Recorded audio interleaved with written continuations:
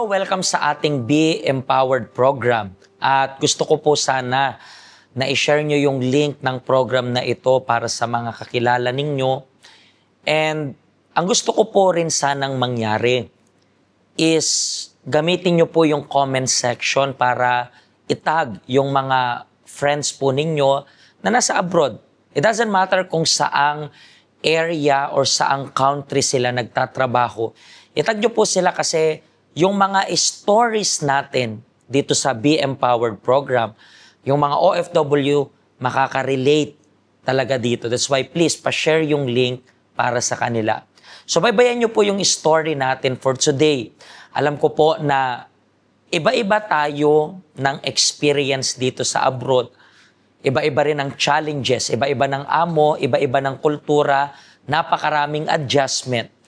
At sa story ng pag-uusapan natin ngayon, malalaman ninyo yung story niya at kung paano niya napagtagumpayan lahat ng adjustment na ito.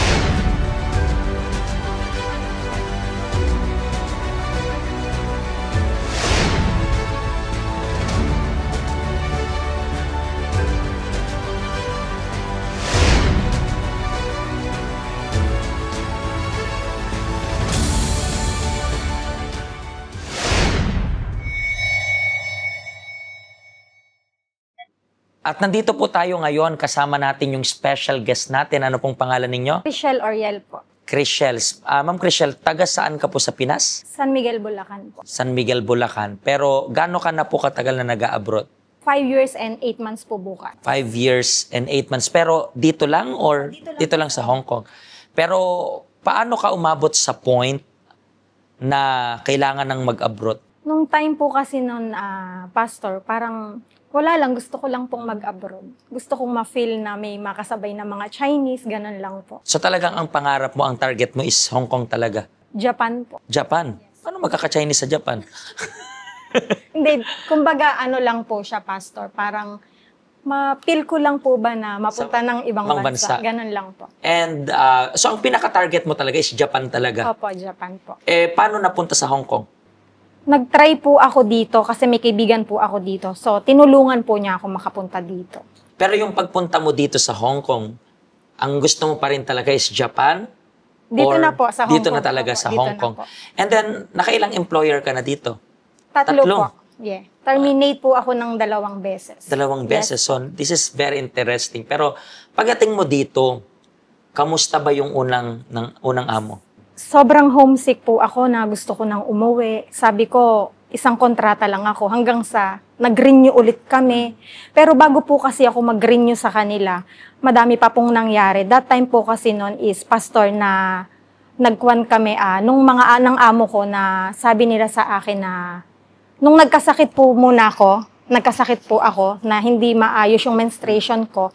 Tapos nagpa-check up po kami ng amo ko, magkasama po kami nagpapa-check up. Kahit mga gamot is hindi po talaga effective. Mm-hmm. And then after nun, na-depress po ako kasi niloko din po ako ng partner ko. Mm-hmm. And then after a year po, nung pandemic, pastor, that time nung pandemic is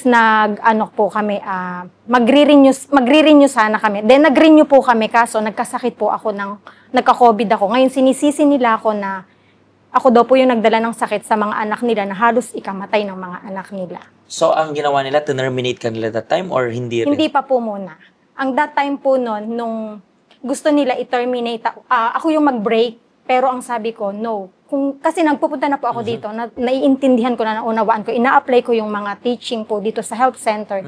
Kaya nun, hindi po ako nagpirma. Sila po yung nag-terminate sa akin. Sa unang mo muna gano'n ka rin katagal? Naka-renew po ako sa kanila. So nakatapos ka pa ng isang kontrata, pero yung una mong kontrata, okay naman? Ayos naman po. Talagang parang nagkaroon lang ng problema yung about sa health. Yes. And then parang sinisisi ka nila kasi naging sakitin yung bata dahil sa'yo. Yes po. Muntik silang mamatay dahil sa'yo. So yung pag-renew mo ng contract, pangalawang contract, gano'n na rin katagal na nagtatrabaho ko dun? Saglit lang or 2 months lang 2 po months kasi lang? namatay po yung nanay, nung tatay nung amo kong babae. Mhm. Tapos nung namatay po, ngayon po yung matanda po, si Popo, Mhm. kahit konting mga bagay lang mali sa kanya, kahit pagpapakulo ng tubig, mali, kahit ayaw po nila akong painumin, gusto nila isang basong tubig lang po yung inumin ko. Mhm. So, pagka-renew mo niyan, di ba, 2 kontrata lang, terminate ka, and syempre, di ba, dito sa Hong Kong, 2 weeks yung palugit Opo, para opo. sa 2 weeks mo na yon nakahanap ka agad ng next employee. 1 day lang po, 1 day lang. nakahanap na po agad ako. 1 day lang. And then, pag uwi mo sa Philippines, bumalik ka, Hindi na po, Hindi kasi ka? COVID po kasi noon that time. so bawal rin Yes. umuwi. So, basically, para naging blessing in disguise Yes pa kasi hindi ka uwi. So, 1 day lang, nagkaroon ka ng Employer. ng Then employer naghintay po agad. ako ng visa. Mhm. So, dito ka na naghintay ng visa. Opo. And dito sa pangalawang employer, gaano ka rin katagal dito? Sa pangalawang employer ko po, 1 year, 2 months. Na-terminate ka rin Yes dyan. po. Bakit? Ano naman nangyari? Sa holiday naman po. Mhm. Kasi gusto ko po Sunday para makapunta ako ng health center, pero ayaw nila. So, talagang doon naman nagka-conflict. Yes po. Pero within itong more than 1 year na to, anong araw yung day off mo? Pa-iba-iba? or- Sunday po. Sunday lang po talagang talaga. pinaglalaban mo hanggang sabi nila, okay, ayaw na namin, terminate ka. So ngayon, itong pangatlo, ito yung pinaka-latest. Yes Gano'n po. nakatagal? Magre-renew na po ulit ako. So, Ning October. Mhm. So far, kamusta naman yung employer? Maayos po, mabait sila. Nakapunta po ako ng Wednesday. Mhm. Pero kumpara sa 3 employer na to, ano yung kinaibahan nitong pangatlo mo ngayon? Ito pa blessing talaga sa akin. Napaka-blessing po. Kasi nakapunta po ako ng every Sunday talaga dito sa health center. Kanina, lagi mo minimension yung Sunday, minimension mo yung Wednesday.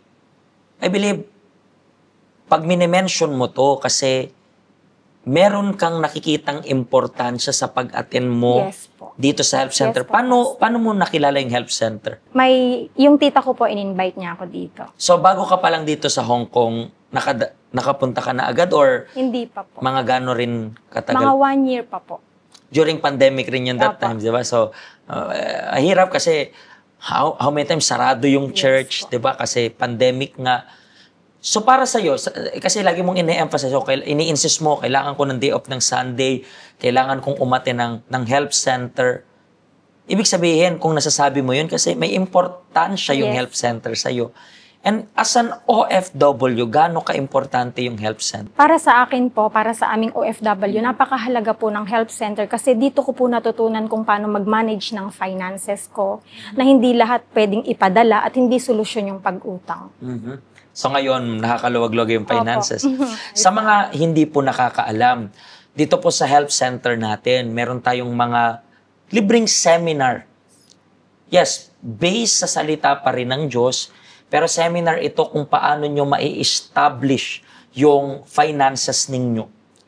Kasi napansin nyo po ba na dito sa abroad, mas malaki yung kita, pero mas nagkakautang-utang yung tao. Bakit? Kasi hindi nila na-well manage yung finances nila.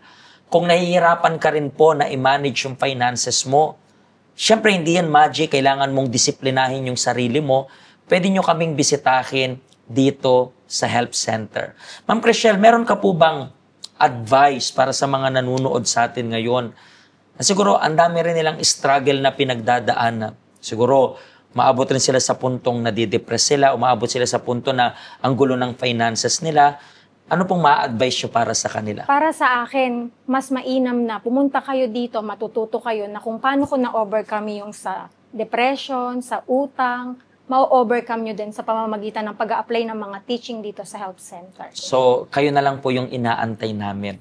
Pwede namin sabihin, kung walang nangyari, kung sabi natin hindi nyo nagustuhan, bakit ka pa namin pipilitin na bumalik muli?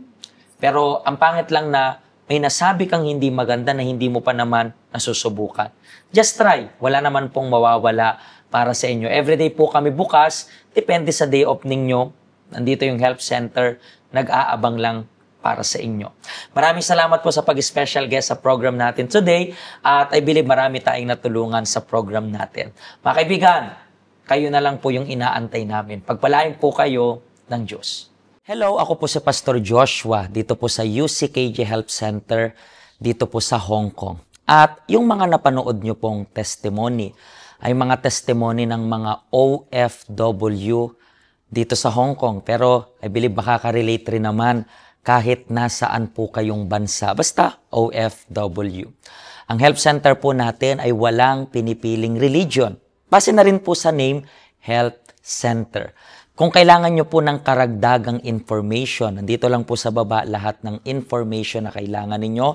Kontakin nyo lang po kami at magiging masaya po kami na matulungan ka, ma-assist ka, nasaan man po kayong bansa. Pagpalain po kayo ng Diyos.